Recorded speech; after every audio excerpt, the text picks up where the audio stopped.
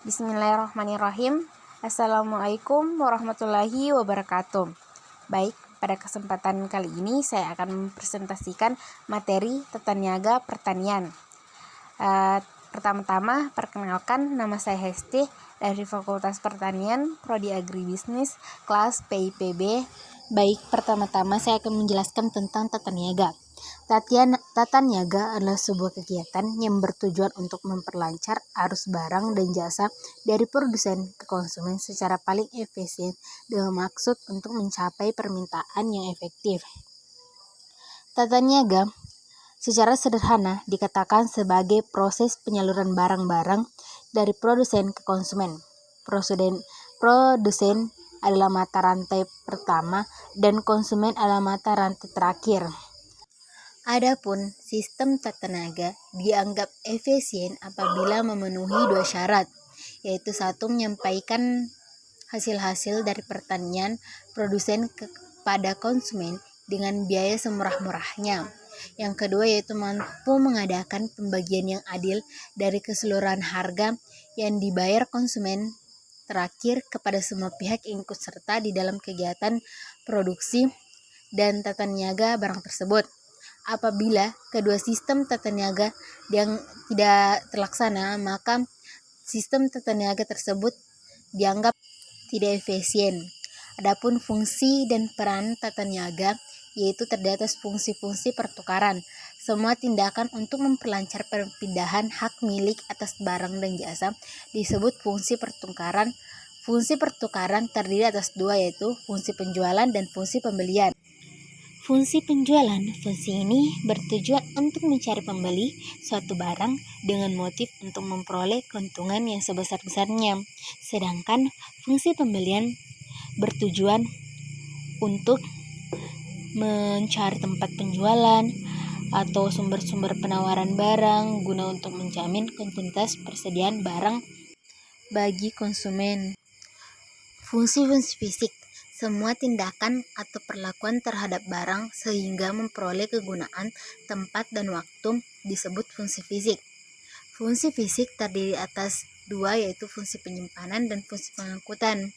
Fungsi penyimpanan diperlukan untuk menyimpan barang selama waktu tertentu antara barang yang dihasilkan sampai yang dijual.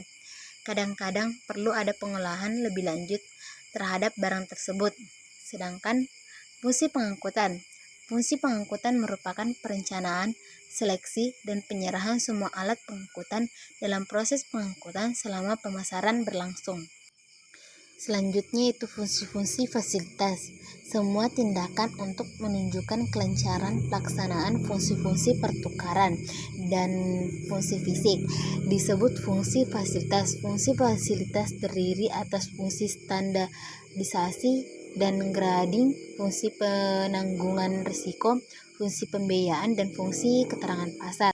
Baik, selanjutnya yaitu lembaga tata niaga terdiri atas tiga, yaitu satu, lembaga pemasaran pertanian adalah badan yang menyelenggarakan kegiatan pemasaran, penyaluran barang dan jasa dari produsen ke konsumen. Yang kedua yaitu pasar produk pertanian sekarang mengalami perkembangan yang sangat pesat, yaitu menjadi pasar modern antara lain dengan hadirnya supermarket di berbagai daerah. Yang ketiga yaitu pertanian. Pada umumnya menghadapi struktur pasar yang oligopoli dalam pembelian sarana produksi. Di sisi lain, petani menghadapi struktur pasar hasil pertanian yang di oligopoli. Kondisi ini relatif tidak menguntungkan bagi petani dan keuntungan lebih banyak dinikmati pedagang. Selanjutnya yaitu pasar. Pasar dapat diartikan secara sempit sebagai lokasi geografis di mana penjual dan pembeli bertemu untuk mengadakan transaksi faktor produksi, barang, dan jasa. Sedangkan menurut Marcel, pasar sebagai tempat bertemunya penawaran dan permintaan untuk membentuk harga.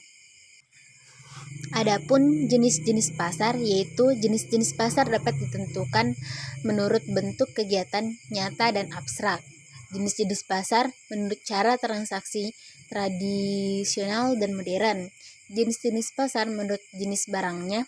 Jenis-jenis pasar menurut keleluasaan distribusi lokal, nasional, dan daerah dan internasional. Jenis-jenis pasar menurut struktur pasar, persaingan sempurna dan tidak sempurna. Mungkin hanya itu yang bisa saya sampaikan tentang tata niaga pertanian. Kurang dan lebihnya mohon dimaafkan. Wabillahi taufiq wal hidayah. Wassalamualaikum warahmatullahi wabarakatuh.